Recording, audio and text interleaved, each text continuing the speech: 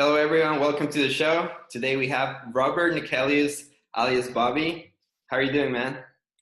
Good, and I'm impressed with that pronunciation, man. You nailed it. Thank you. Thank you very much, man. I did a little bit of research on you, so I wanted to do a little intro on you. And so you're an entrepreneur from Sweden who's created multiple businesses. I saw somewhere that you started tinkering around with computers when you were like 12 or something like that. And fast forward now, after so many years of work, the main business you created is an animated explainer video production business in Sweden. And then you've also done courses, you've done consulting. So that's the cliff notes. But why don't we start by you telling us what do you think were the most important points or things that happened in your life that sort of brought you down the path of entrepreneurship? That's an interesting question. So, what happened in my life that brought me down the road of entrepreneurship? Mm-hmm. Huh. Points. Well, you know what? It's an interesting question because I was usually when you hear interviews with people, it's kind of like, oh, my life sucked really bad, and then I wanted this thing so badly in my life. I just, I was broke and and like I just don't have that story. I've been very fortunate. I grew up in a stable household with, loving, supportive family. We were not broke by any means. I can't say that. I can't play that card. Mm-hmm. I'm white, so I can't play the race card. Like, I can't play any other cards. I can't like blame it on anything. But I think for me, what happened was it happened in a different way. So when I was 16, my dad actually was probably 15 or yeah, my dad came home one day from work and like he was a successful businessman. He was an executive at IKEA, and he came home and he's like, I got this job offer in Japan. And at that time, I'd never lived anywhere but in Sweden. So it was kind of like, haha, funny, like that would never happen. Mm-hmm. Fast forward like a year and I'm living in Japan, in Tokyo. I don't speak the language, blah, blah, blah. And so what happened was I ended up going to this private school and I was like surrounded by all these people that have parents that were really successful, which meant that they had, well, maybe not well-behaved kids, but kids that were kind of instilled this mindset of success and like you're going to be something when you grow up. And like, I don't know, I was just put into this really good environment, like the best environment you could probably ask for a 16-year-old kid. And I remember like in Sweden, I didn't have to do any work in school. Like you just show up to class, you don't fail, and like that's it. And then I moved to Tokyo and I start this private school.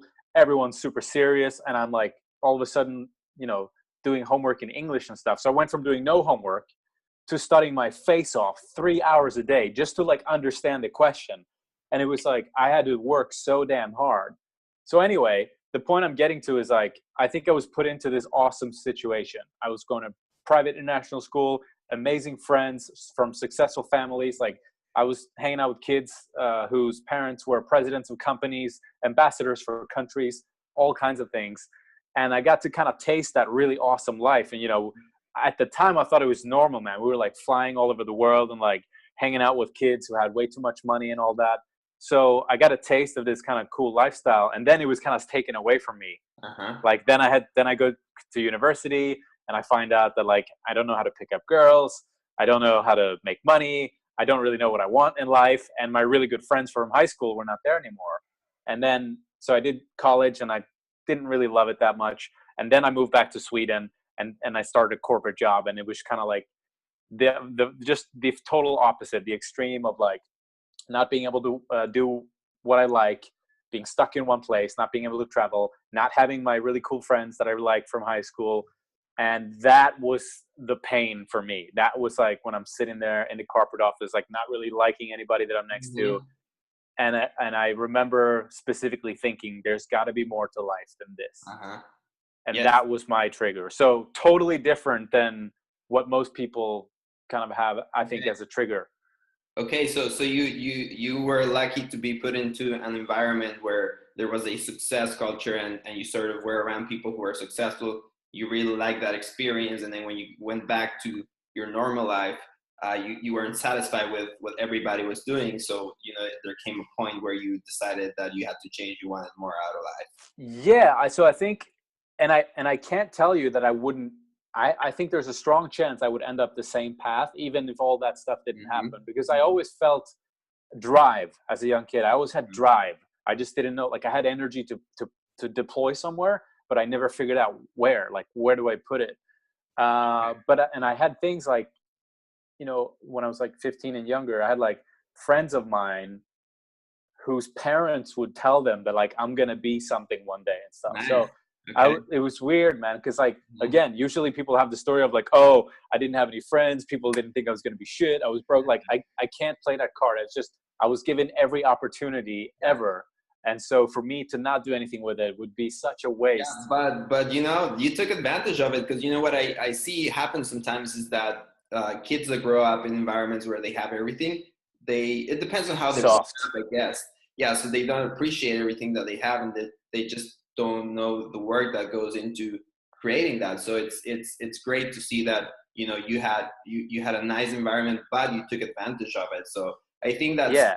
maybe even as hard as a more difficult environment, because you don't technically have to do it, because you can rely on other people, but at the same time, obviously, that's not a fulfilling way to live life. It's a very good insight, Uh-huh. man, because that's so true. Like if you don't have to do it, it almost in some way requires more of you to like force yourself to do it, Mhm. because you unfortunately have this like plan B, like, you can always go cry to your parents or whatever. And I don't know, I didn't want to be that person. So I'm happy that I have drive, but still, like, there's a lot of like I've been entitled. I probably still am a little bit too entitled.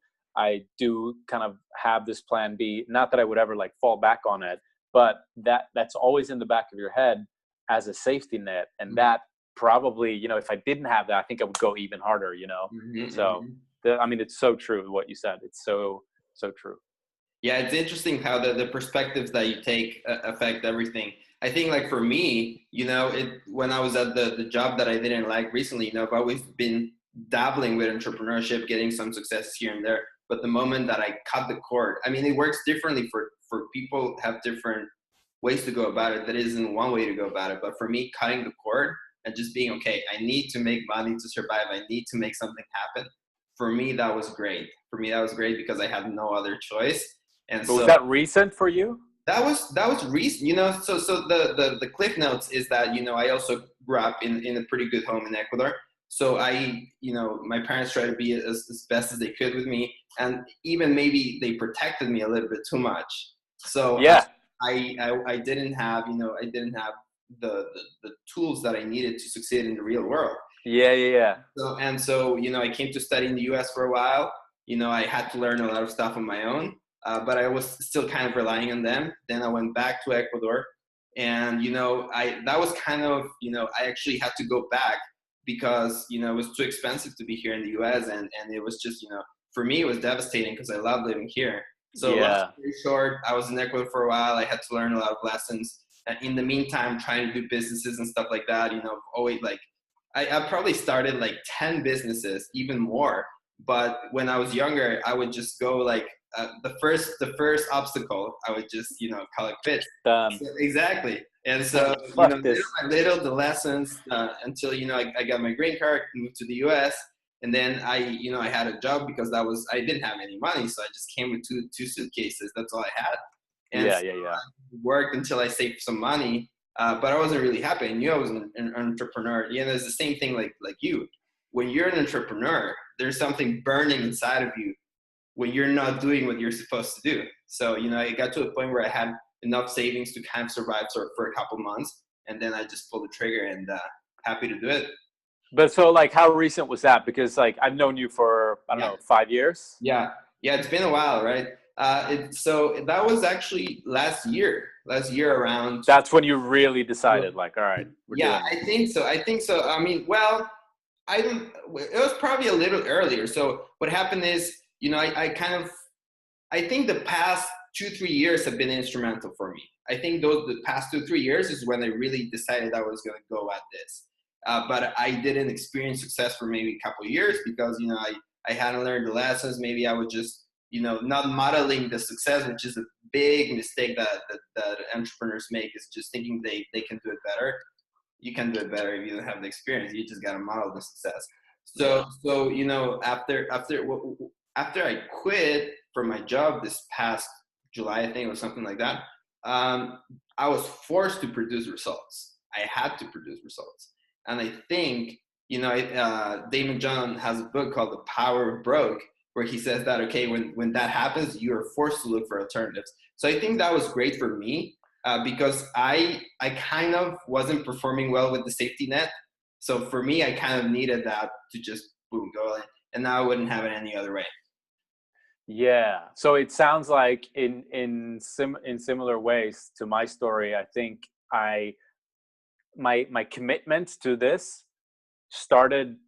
I was committed mentally, but my actions were not, mapping the same way. And it was like an escalation of commitment. So I start small, and then you realize, well, holy shit, this is going to take 10 times the work that I originally thought, but I'm not really ready. And then like I would get an increasing amount of pain from not seeing the results that I wanted. And I would step up my game a little bit. And then I would get even more pain from seeing somebody else who doesn't deserve it as much as I do get the result. I'm like, fuck that guy. Like I want it more. Yeah. So it's been this like increasing escalation of commitment. Yeah.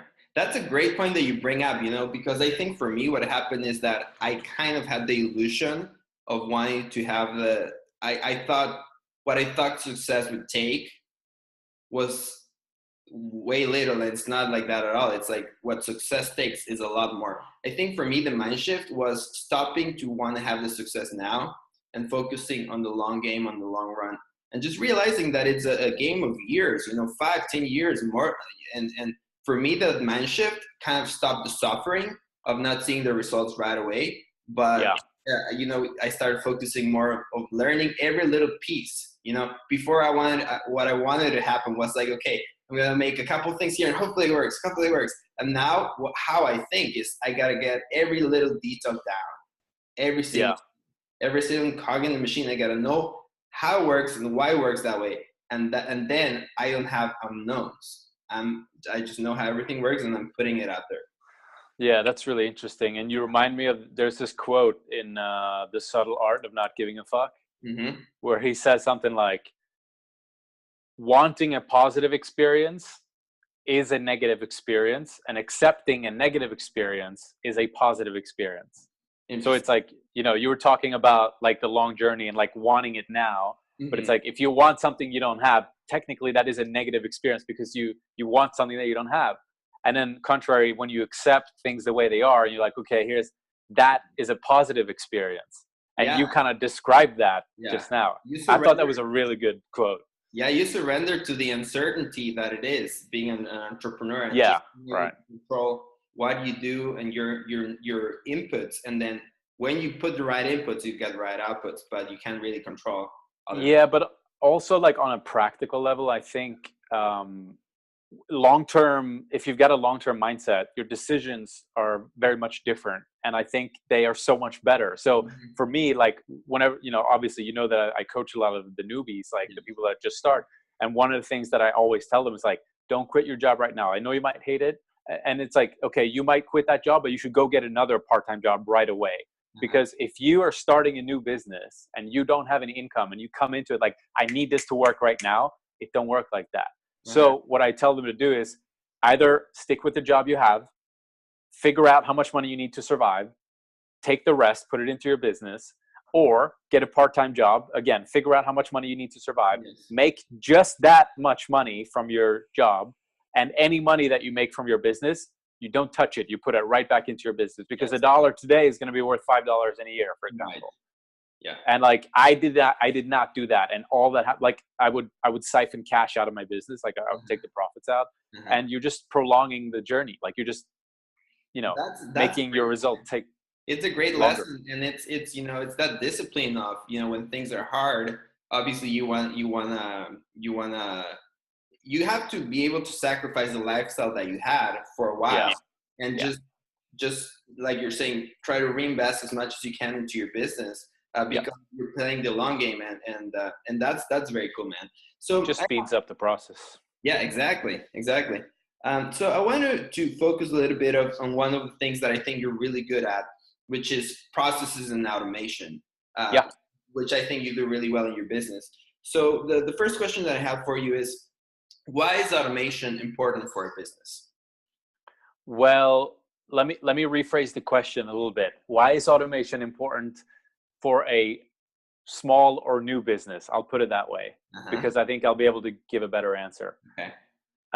And the reason why I think is, like, when you're starting out, you have to do everything. Mm-hmm. Like, and you have to wear all the hats, right? You got to do anything from making the sale to the bookkeeping and the delivery of your service or product.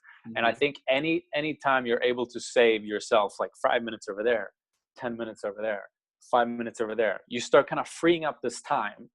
And what I see that as, like, it's kind of like you playing blackjack or something, Mm-hmm. and you're collecting chips. Like, you're collecting chips that you can bet on something, Uh-huh. that you can bet on yourself. So if I'm let's say I automate my bookkeeping, and maybe I automate it by delegating it. Like, maybe I pay somebody $1,000 a year to do it. What I'm doing there is I'm betting on myself. I'm betting $1,000 on my ability to go out and make more than $1,000. Uh-huh. Uh-huh. And I think I like that's kind of it. that's kind of the whole game. And I think that it comes down to just kind of freeing up your time so you can spend it on getting, it's the old, like, working in your business and working on your business. Like, Mm-hmm. it's like removing yourself from the day-to-day operation so you can focus on growth, so you can focus on growing the business. Mm-hmm. Because if you're too busy to actually focus on growth, then you're never really going to grow much, because you're Right. always going to be like delivering to this client or tweaking with the Facebook ads, or like, and there's no, like, you can't just do it from day one. Of course, you have to, like, work your way up to that. Uh-huh. But automation is really great for freeing up your time. And it's also like, if you ever want to go on a real holiday, you need to build a machine that's working whether you're there or not. Yes. And it's really hard when you don't have to. And we talked about that kind of in a different space before. But when you don't feel like you have to automate or delegate the things in your business, then you just kind of end up not doing it. And then you just end up being a slave in your own business. You can't Mm-hmm. really take a holiday, Mm-hmm. can't really do anything like that. Right. So Right. I really think it just comes down to the opening up your day so you can start focusing on those high level activities. So I really like what you said. A couple of things. You're getting currency back in the form of time Yeah. for you to be able to design the systems and make your business better. A couple of questions that come to mind with that, though, which I think is a concern for a lot of business owners. The first one is, for example, in my case, because it's a great example, actually. I have a big part of why I think my clients are happy with me is the level of commitment and service that I have to them. So the concern that I have is, how am I going to be able to translate that into the people that I'm bringing in to make sure that my customers are having the same experience? What would you say to somebody who has that concern? Hire great people. Okay. And here's the thing, probably a lot of the people out there that are up for hire would do an even better job than you could. Mm-hmm. Mm-hmm.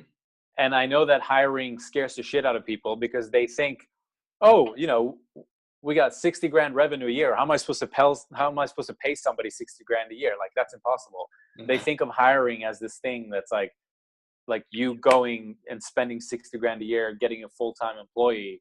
But again, it comes down to the same thing. Like, if I hire somebody for 5 hours a week or 3 hours a week, I just opened up 3 or 5 hours a week for myself that I can now go out and try to make more money for the Right. business with. Okay. So I've noticed, like, whenever people come to me with hiring questions, it's always the same things. Like, they're not happy with, the quality of the people that are working for them. And I usually just ask them, like, what are you paying? And I don't care about the answer. I just go, double it. Watch what happens. Right. Watch what happens when you double the pay Okay. for somebody. And That's I'm not saying you just give the same person twice as much money. I'm saying right. you go out and you find people in this category instead of this category. Okay, that's a great point. That's a great point, and I think what you're saying is also thinking long term. A lot of people think I'm going to hire the cheapest person to just get it done. The way I'm thinking is long term. I want to hire great people, make them even better through training, and that's more of a long term play. So okay, that's great. So in terms of Yeah. how early should you do it? I mean, if you can afford to hire someone for 5-10 hours, should you just start with that? And or, It's a good question. I think it depends which role you're hiring for. So I've got my video business. I don't know how to animate, so I should hire an animator right away, right? okay. I'm not going to learn to animate. But Mm-hmm. if we talk about project management, Mm-hmm. so me managing all the projects, that was something that I was doing before. Okay. And that's something that I know how to do. I also know how to probably teach somebody else to do it. And it was also consuming the vast majority of my time. Okay. And it's a good question, and I don't really have, like, I wish I could just give you a number, like, oh, when you find yourself working, this many hours on the task, it's time to move on. I Mm-hmm. think if you're just honest with yourself, like, if you can sit there and say, like, would I be able to get somebody else in here for 3 to 5 hours a week? They'll be able to do what I'm doing. And with those 3 to 5 hours a week, I'd be able to go out there and bring in more business. If the answer to that question is yes, then, like, you should fucking do that. And I have this picture in my mind as I'm talking about this. It's like, have you ever watched The Gladiators? I'm not sure, man. I'm not sure. Is it It's the one that's like 300? Is it similar to 300 or is it? No, it's not a movie. It's like an older, like, game show, and they have these, like, monster guys and girls, and they'll compete against, like, a civilian in these, like, different challenges. And one of the challenges is, like, you've got these two, like, so you got the gladiator and you've got the, like, civilian, and then there's, like, these rings, these, like, gymnastics rings hanging from the ceiling. Mhm. And then so the idea is for the civilian to make their way over to the next platform, and the idea for the gladiator is to catch the civilian as he's, like, they're swinging on the rings and they're trying to catch the next one. And then, so it's like, that's the way I think of this. It's like, you're swinging there, but you have to let go of this ring to progress. Like, Okay. this ring cannot take you all the way. Okay. You Yeah. have to let go of the past and take a fucking gamble. Like, you got to take a chance on Okay. yourself and grab the next ring to progress, Okay. That's an awesome analogy. And I think what you said before ties into this. If you're paying someone $1,000 a month, you're betting on your ability yourself. to produce that. So it just goes back to the essence of entrepreneurship and taking calculated risks and going, and rolling with that. Yeah. So I don't know. I think if the question is like coming up in your head, then it's probably like time to Okay. do something I about it. think And it's so easy. yeah. It's so easy to try it out for a small amount of money. Like, you can hire somebody for, like, let's say you hired somebody for $20 an hour, which is Mhm. pretty good. Mhm. And you hired them for like 5 hours a week. So let's say that's a month, that's $400. Yeah. And that's a trial. And that's a full month of you actually having the ability to train somebody and giving them some tasks, and, like, watch what happens when you all of a sudden, like, you don't have to do that. You're like, holy crap, I have the whole day for free. I can do whatever I want to. And what you should want to is, like, go out there and look at your business and try to figure out how to make more money from the Okay. business. Okay, that's great. That's great. Okay, I had a couple more questions about automation. Let's see. Um, the question that I have is, how do you get better? Because I think this is kind of an acquired skill that a lot of people who are in execution mode are not necessarily good at. So how do you get better at thinking in terms of automation? I think it comes with, like anything else, I think it comes with experience, because you can read all the books you want on this topic. I don't really think they're going to help you. Now, if I were to go out there and set up a new business that is similar to what I do now, I would do it so damn well. And I would set it up, I would build a foundation to have, to keep automation in mind and everything, because Mhm. I've done all the mistakes, and, like, so I really think it comes to just trial and error, Okay. just Okay. trying things out. And part of it is too, is like, where's the line of, like, automation and human interaction with your clients? Uh-huh. Uh-huh. Because I think we've probably, I can't think of any examples right now, but I'm sure there's been instances where we tried to automate something that we were like, yeah, we should probably do this in person, Okay. And Elon Musk recently talked about Tesla and how he's like, we over automated. We have too many robots in here. We underestimated what humans can do. We should have more humans back in here. Interesting. Yeah. Like, that's a real thing, So kind of like looking at the pieces that should be automated and the pieces that still need that human touch, which I think, is kind of like those little service things that you always want to feel like you're interacting with someone. That's a great perspective. Yeah, and I think to find that line, you just have to, like, push. You have to go past the line to be like, all right, I just got a bit of pushback here because I sent out an automated thank you email Uh-huh. instead of a manual one. Right. And it was obvious because there was an unsubscribe link at the bottom. You know what I mean? Yes.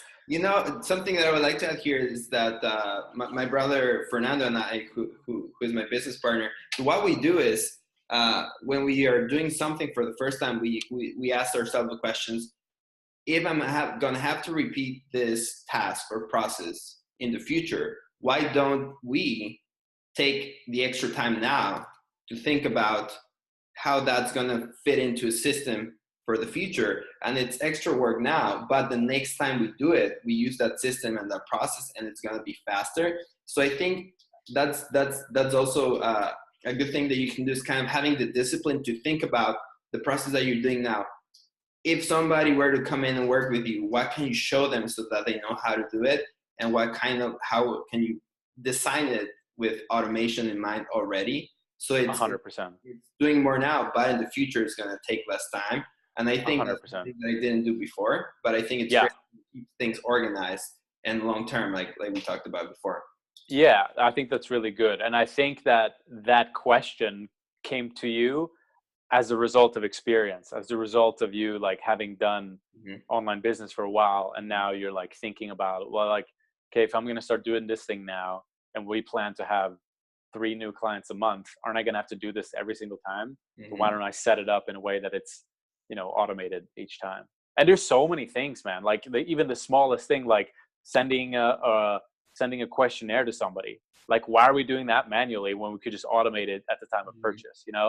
Just everything like that. Okay, great. And then as far as like to touch upon briefly the main tools that I use for automating are Zapier, Trello, which are the top 3 that you would say that are good for building kind of workflows. So it really depends what kind of business you're in. For me, because I run, client services, video production, Basecamp is probably my number 1. Trello I really like for internal use. Okay. And Zapier is cool just because it's kind of like glue between all kinds of different apps. Yeah. But yeah, it's really going to come down to what type of business you're in. I also think that forms are usable in so many different ways. Like a really good form builder, and like Jotform is one I've been playing with lately. Like they've gone really advanced now. It's so good. So like depending on which answer somebody gives to a question, you can take them to a different thank you page. And that's just a small example of like how you can ensure that you're tracking everything properly. So if I have a video production thing and it's like, how long do you want your video to be? And it's like 30 seconds, 60 seconds, 90 seconds.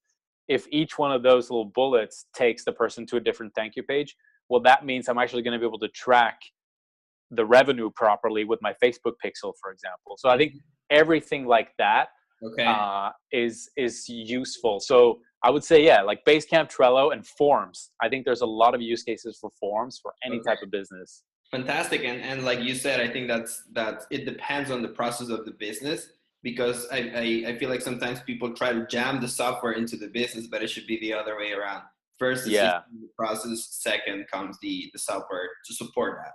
Yeah, totally. And I always start like, whenever I have to do something like that, like pick a software, you have to write down all the requirements from day one. Because if the software you end up going with is missing one feature that you might not need today, but you're going to need it 6 months from now, it means you're going to have to rebuild everything 6 months from now. And you would really like to avoid that. So if I'm going out to choose a payment processor and I'm going like Zaxa or straight to Stripe, then it's like, Stripe, I can't do affiliates with, but Zaxa, I can do affiliates with. I want affiliates 6 months from now. I don't want it today.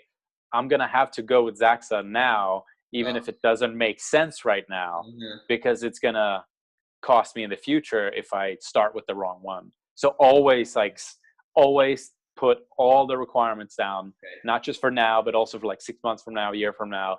So, because once you start building this thing, like a lot of automations and a lot of procedures, they just go deeper and deeper and deeper. And for you to change something is going to require a hell of a lot on your end, So you'd, better off just doing it right from the beginning. That's a great point. I mean, I've made that mistake. For sure, I've made it. I'm sure we all have. Yeah. So it's great. All the requirements, and then you're fantastic. Okay. A lot of good stuff today, man.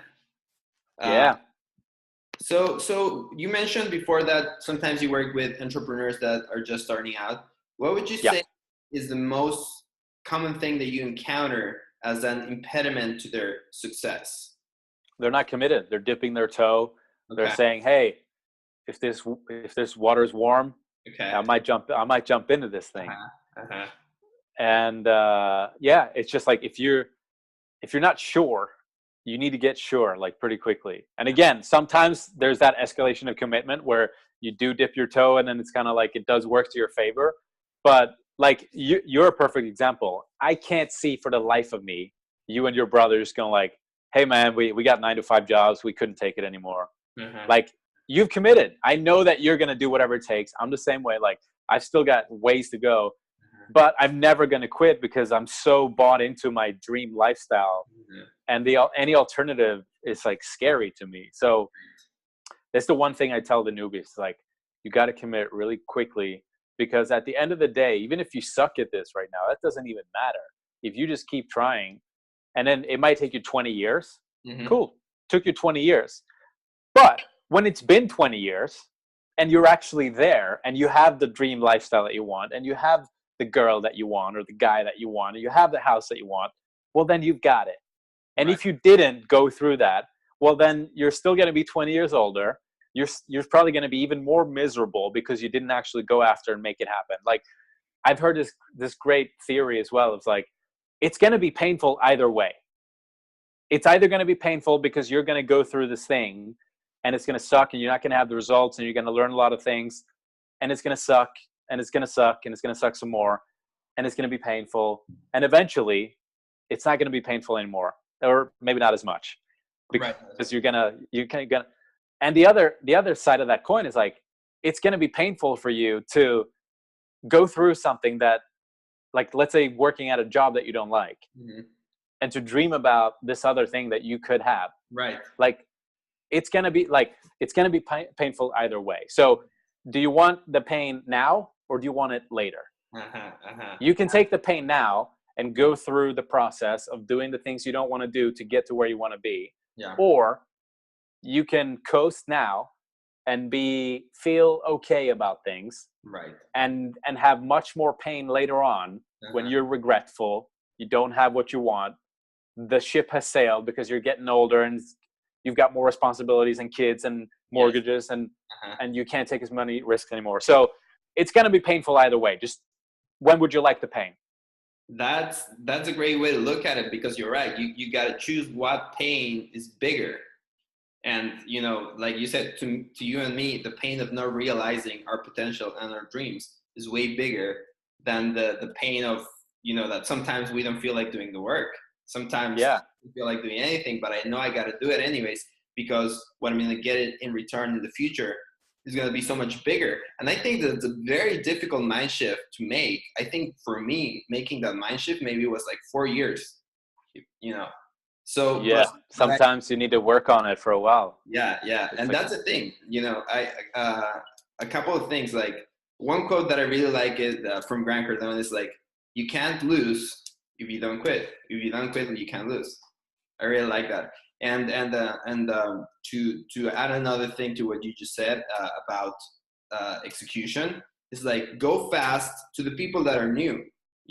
Maybe they're not sure if entrepreneurship is for them. Maybe they're just trying it out. I would say, go fast, even if you're going to the wrong place, because you'll find out faster if it's the right thing. yeah, So yeah. totally. Totally. So interesting question I have for you here. What is the difference between a $5,000 per month business and a $50,000 per month business? Well, actually, I think it's a lot about systems and procedures and getting help. Uh-huh. Like, like how many people do you know that do 50 grand a month and do it pretty much all by themselves and don't have procedures and systems and all that in place? Uh-huh. No one that I can think of. Yeah. Yeah. So I really think the difference between 5 and 50 is definitely like getting some systems in place, getting that kind of core team in place. Mm-hmm. And then I think the difference probably between a $50,000 business and a, let's say, 5 million a month business Yeah. is probably just like scaling that thing, like scaling that core team somehow, Okay. you know?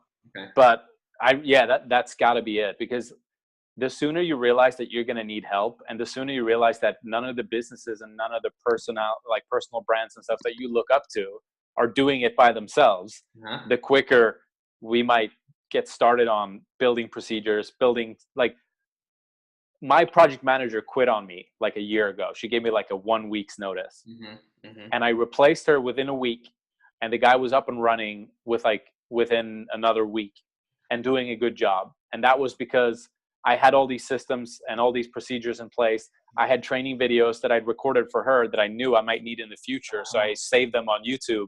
So now, like, I think that's the thing that's the difference. So like, you can take somebody who doesn't know shit, you can put them into your production line, and they'll be up and running within a week, and they'll be doing a good job. Okay. So designing the systems with the future in mind, with growth in mind. Yeah. And just having, I think, repeatable processes, whether it's, well, probably sales is going to be the number one thing, but I know, for client services, like, I think you might run into this as well. Like, the delivery to the client is a huge time consuming thing, and you can't skip out on that, because then you're not going to get new clients. So just taking care of both the sales side, but also the delivery side, and setting it up in a way where it's like, you've got systems in place, you've got procedures in place, you've got as much automation in place as you can, you've got that core team. And I mean, look at McDonald's. Look at how easy it is for McDonald's to, like, get a new employee in and get them to start working. And look how repeatable their processes are. Like, especially like making the burgers and stuff. Like, that stuff is ridiculous. But even the sales side, I mean, I've heard all the numbers before, like, oh, they spend, $1.19 to get you in the store. They know that. And they know the 6 channels that they're going to need to get you in there. They're going to do TV. They're going to do they haven't jumped on Facebook ads yet. But I think a lot of people as well, especially, they come to me because I talk a lot about automation and automating my sales. Yes. So the other day, somebody came to me and he's like, I've got this thing that's working pretty well, LinkedIn, but I want to do what you do. I want to automate my sales. And I'm like, okay. Like, he wants to, spend some money on ads, get people to a landing page, and they buy. Like, cool. But you've already got this thing that's working. Right.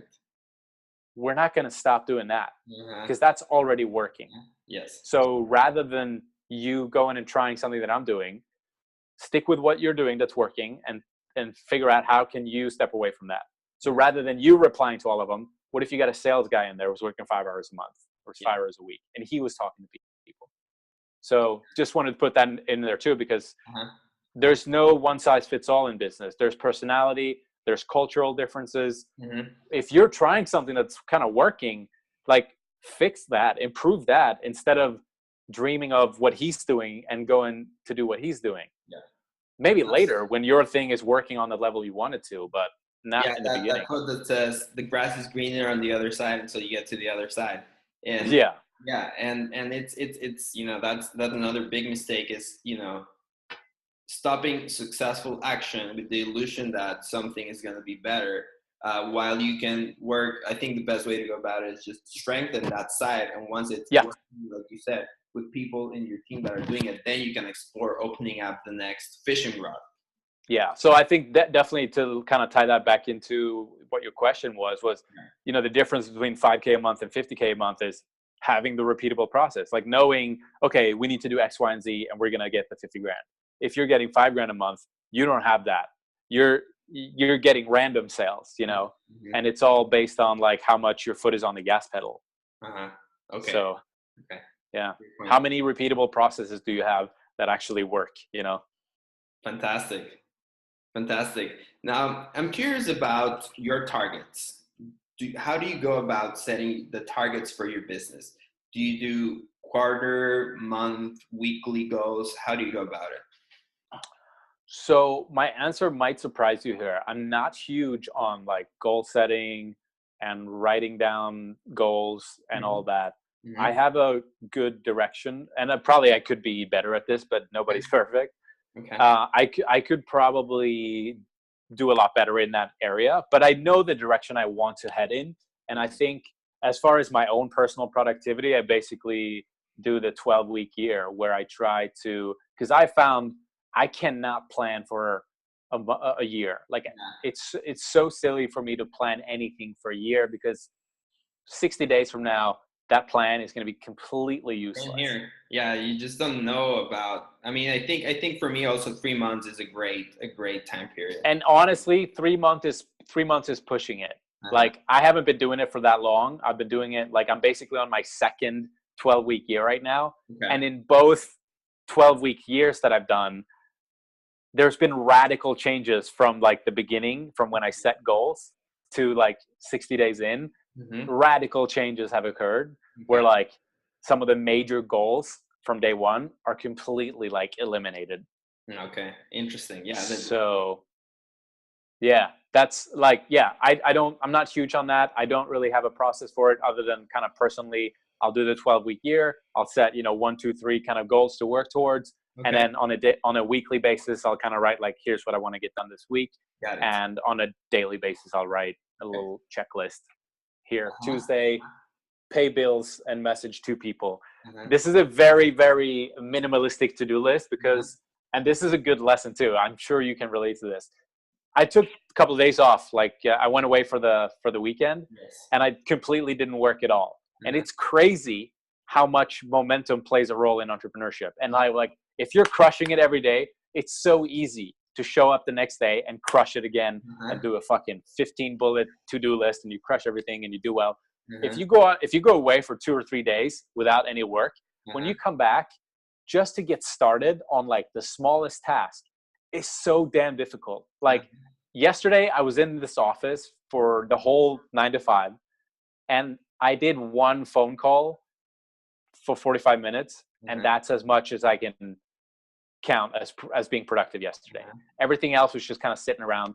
And I've learned this thing, which is like whenever I lose my momentum because I'm going on holiday or whatever, I just start really small. And it's so easy to get back into it if you start small. But if you keep trying to hit the same targets that you were doing before the 3-day holiday, it's impossible to get started, man. So yeah, this was my to-do list today. Literally message 2 people and pay my bills. That's it. But I know tomorrow I'll have 4 things and I'll have 5 things. Stuff in there. So baby stepping like after every time you lose the momentum is so fucking useful. It is very true, man. It is very true. And that's why I barely try to, I guess it depends on the stages where you're at in your business and your life, right?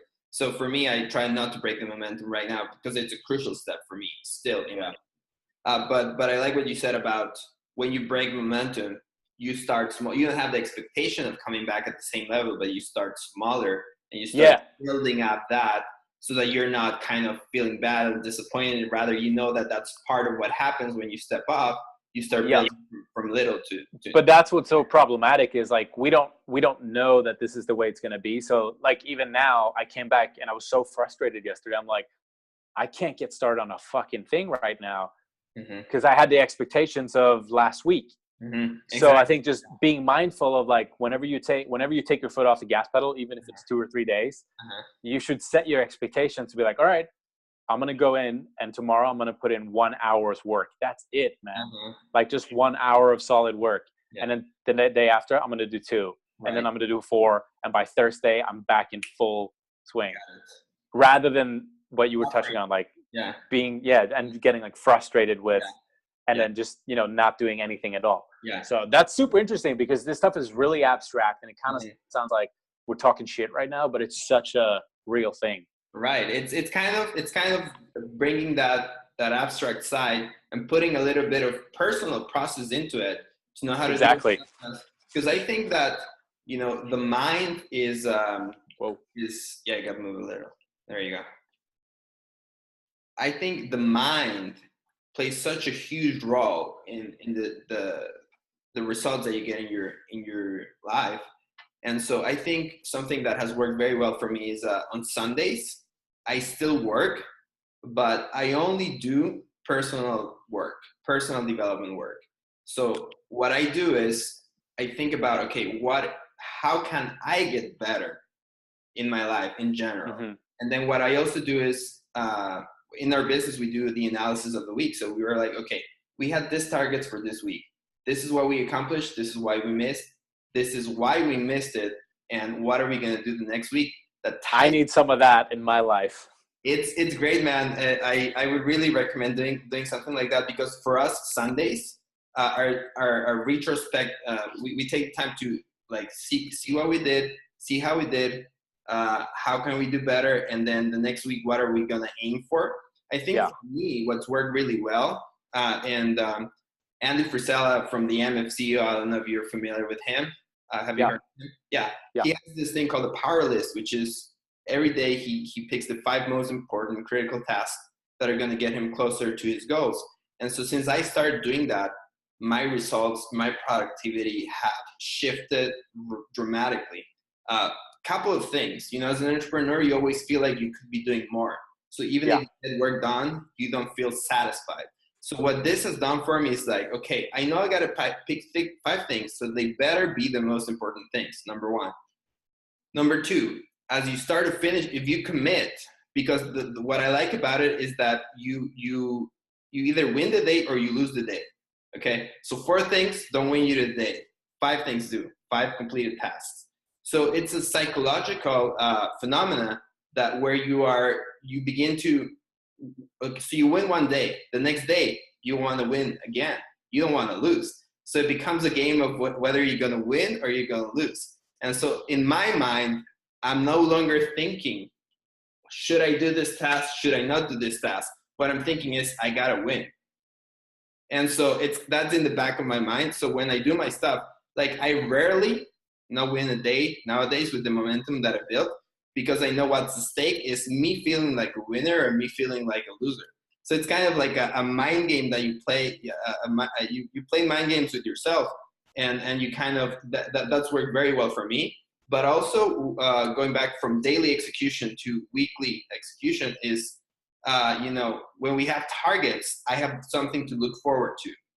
So I'm always, when I don't have something to look forward to, it's very easy for me to waste time, do things that are unproductive for myself, and just not have a direction. So for me, having targets that I'm moving towards is very productive for my life and for my business. Yeah. So that's kind of how it works with the kind of person that I am. That works very well for me. Yeah, it's like you were saying, it's very personal, and it's like the whole like one size does not fit all when it comes to this stuff, and you have to find what's working for you. And for me, it's like having a mental picture of something. That's all I need to get all the drive I need to accomplish something. Okay. Yeah, and I find that fascinating, because at the end of the day, entrepreneurs are different.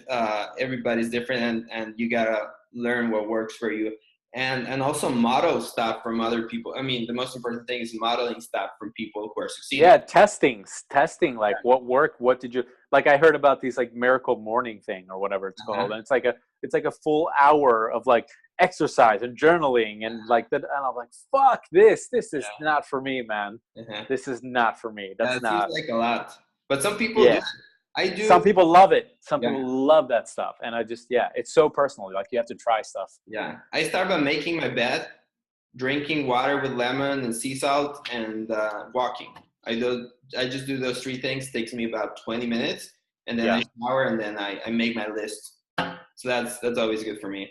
That's good. And routines are good, because I mean, as funny, as silly as it is, making your bed, it's your first win of the day. For me, it feels like that. I hear a lot about this making your bed thing. So is that something, because like I've been making my bed since I was a baby. Like I've been fanatic about making my bed since I came out the womb. So, but I understand a lot of people don't have it, and I can see why it's this thing. So is that something that you had to like force yourself to do? Like you were not doing it? Making my bed, I used to hate it. And I decided to try it out. And once I started doing it, I mean, it changes the way I feel about my day, because I know I wake up, I'm making my bed, and I know my day's officially started. My day has started, and if I don't do it, if I, for example, grab my smartphone, then the way I feel about the day completely changes. Totally. Yeah. So it's also kind of like momentum building. Okay, so my final question for you today is going to be, what does success mean to you? What does success mean to me? I think it means just figuring out as best as you can what you want your life to look like, and starting to walk down that path. That's all it is, because you could die tomorrow, which means you wouldn't get there. But if you were on that path, you were winning. You were doing what you were supposed to. Mm-hmm. Now, if you're walking on one path and you know that you probably should have taken another path, then that's not success. Like, so success to me is, it's not about the result. It's about like going down the road that you know you should be going down. Because that can be really hard, you know. Like, we've both had to say no to things and quit I had to quit my job and disappoint parents and things temporarily in order to put one foot in front of another down a certain path. So I feel successful in that, and I think that's what I see when I look at other people do. And of course, I look at results as well. Like, when I think of successful people, I of course think about people who have a shitload of money that they've made. Like, sure, I'm not going to say that that's not the case, but on a larger, kind of more abstract way, I guess it's just about figuring out which direction you'd like to go in life and actually going down that direction. Because we also see a lot of people who like, you ever see somebody or know somebody who, you know, that they have this thing that it's obvious to everybody they should be doing this thing because they could fucking crush it, and they're too scared, man, and they just settle for something else. And that's like, that sucks, especially if it's like a friend or something, you know. Right. So I really like the way you put it. It's just, are you being authentic to your path you're calling? Are you walking down that, or are you avoiding it just because it's going to be hard? Yeah, and it's like, so many, I mean, how overused is the advice of follow your passion, but like, how many of us know what our passion is? We don't. We have an idea of like a lifestyle. That's what it was for me. Like, I knew what type of lifestyle I wanted. Like, I knew some of the I know some of the things that I want to be able to do. Like, I want to be able to, like, for instance, this weekend I told you about, I went away for the weekend. On Wednesday last week, I felt really burned out. Like, I couldn't really get work done. On Thursday, I felt the same thing. Like, I didn't want to go to work. And I told my girl, I'm like, I'm going to stay home for a few hours and just not do anything in the morning. And so on Thursday afternoon, I'm like, I feel burned out. Maybe I need to go away for a while. 1 hour later, I booked a hotel for us 6 hours away from here. I told my girl, like, you know, pack your shit, we're going tomorrow.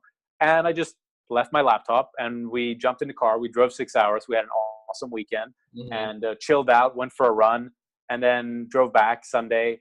And like, now I'm back on it. But it's like, if I had a boss, so you know what I'm saying? Like, I can't tell you exactly like what I want. I can't tell you what my passion is. I can tell you what I want my life to look like. And if I'm going closer to making that happen, then I'm doing the best that I can, you know? No, and it does, you know. I think the vision is the most powerful thing. That's what I also have, a vision of what I want to have, and that's a very powerful form of fuel. For sure. For me, that's huge. For me, that's much bigger than writing down goals and tracking them. Like, for me, having a clear picture of what I want is a lot more powerful. Yes. So fantastic. Awesome, man. So where can people find you if they want to connect with you? Well, I've put a bunch of time into my website lately. So I think I might just send people to my website, which is just my last name.com. So Neckelius.com, Neckelius. Yeah. Yeah, I rebranded it.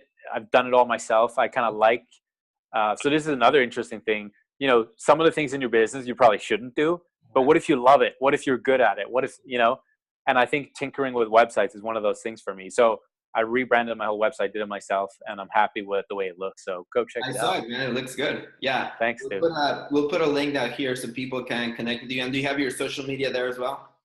Yes, it's on the bottom. Okay. Fantastic. Well, I want to thank you very much for taking the time of speaking with us. It's been a pleasure. And we hope to see you again.